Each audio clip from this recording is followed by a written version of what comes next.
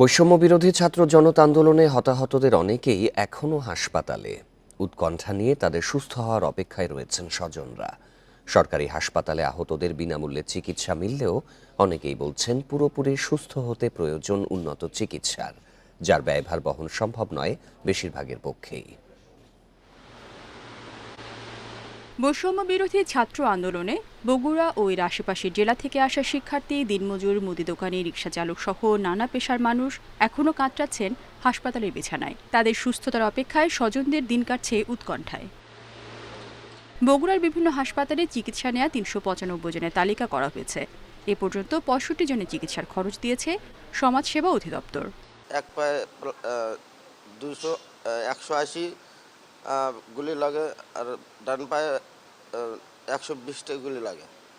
এমতো অবস্থায় ডাক্তার একটা গুলিও বাইর করানি। আমি প্রায় 1 মাস 10 দিন যাবৎ মেডিকেল বেডে শুয়ে আছি। আমার পারিবারিক আর্থিক অবস্থা খুবই খারাপ। আমার বাবা একজন দিনমজুর, তাই আমার এখানে থাকতে কষ্ট হচ্ছে।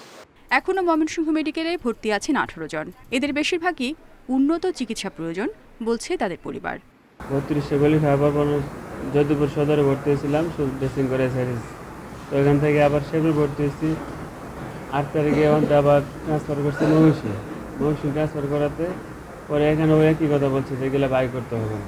এত কিছু করলাম দেশের জন্য, যদি আমরা যেভাবে বসে থাকি মানে সময় যায়, উন্নত চিকিৎসা না হলে তো ঝামেলা। মুন্সিগঞ্জে আহত 142 জন প্রাথমিক চিকিৎসা শেষে বাড়ি ফিরেছেন। তবে পুরোপুরি সুস্থ হতে উন্নত চিকিৎসা জরুরি বলছেন ভুক্তভোগীদের অনেকেই।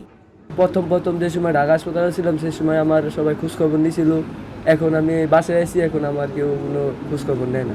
যখন আমাদের হাত খরচ সব কিছু নিজেদের গাড়ি থেকে চলা করছে, যাই সহজে দেখছে এর দিকে তো হয় না, ছেলের নেওয়া আসা যাওয়া করা অনেক সমস্যা হয়েছে আমাদের।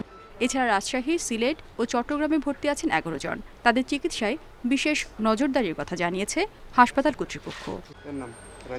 রেশমি নন্দী, ইন্ডিপেন্ডেন্ট নিউজ।